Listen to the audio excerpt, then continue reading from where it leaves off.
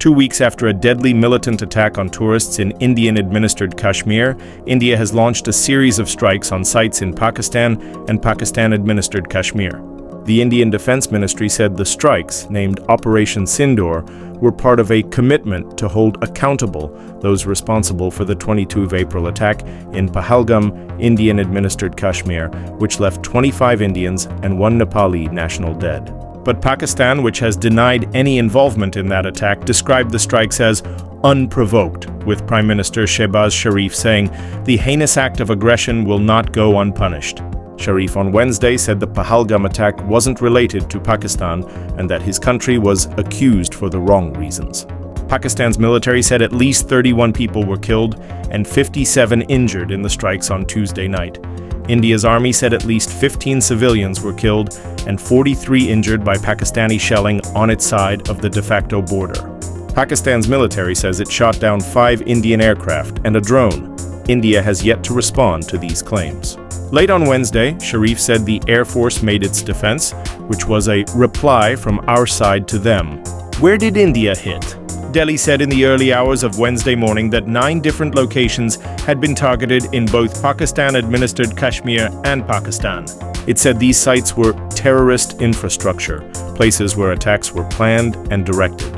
It emphasized that it had not hit any Pakistani military facilities, saying its actions have been focused, measured, and non-escalatory in nature.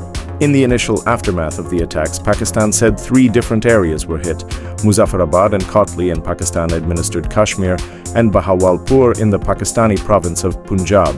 Pakistan's military spokesperson, Lieutenant Ahmed Sharif, later said 6 locations had been hit.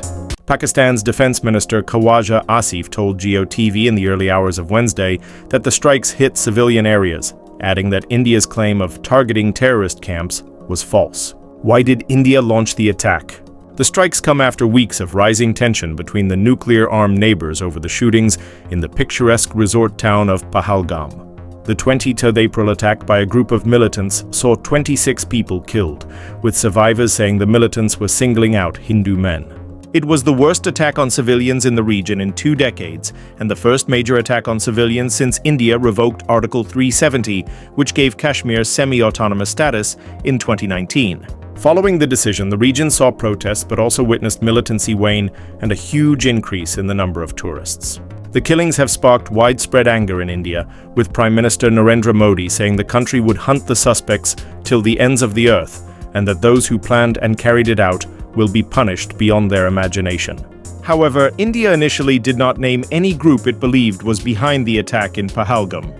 But Indian police alleged that 2 of the attackers were Pakistani nationals, with Delhi accusing Pakistan of supporting militants, a charge Islamabad denies. It says it has nothing to do with the 22 April attacks. On 7th May, Indian Foreign Secretary Vikram Misri said Pakistan-based Lashkar-e-Taiba militant group carried out the attack. In the 2 weeks since, both sides had taken tit-for-tat measures against each other, including expelling diplomats, suspending visas, and closing border crossings. But many expected it would escalate to some sort of cross-border strike, as seen after the Pulwama attacks, which left 40 Indian paramilitary personnel dead in 2019. Why is Kashmir a flashpoint between India and Pakistan? Kashmir is claimed in full by India and Pakistan, but administered only in part by each since they were partitioned following independence from Britain in 1947. The countries have fought 2 wars over it. But more recently, it has been attacks by militants which have brought the 2 countries to the brink. Indian-administered Kashmir has seen an armed insurgency against Indian rule since 1989, with militants targeting security forces and civilians alike. In 2016, after 19 Indian soldiers were killed in Uri, India launched surgical strikes across the line of control, the de facto border between India and Pakistan, targeting militant bases. In 2019, the Pulwama bombing, which left 40 Indian paramilitary personnel dead, prompted airstrikes deep into Balakot, the first such action inside Pakistan since 1971, sparking retaliatory raids and an aerial dogfight.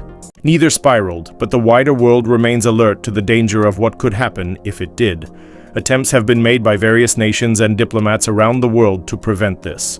UN Secretary-General Antonio Guterres quickly called for maximum restraint, a sentiment echoed by the European Union and numerous countries, including Bangladesh. British Prime Minister Keir Starmer urged dialogue and de-escalation. U.S. President Donald Trump, who was one of the first to respond, told reporters at the White House that he hoped the fighting ends very quickly. U.S. Secretary of State Marco Rubio, meanwhile, said he was keeping a close eye on developments. Please don't forget to like and subscribe for more. Thanks!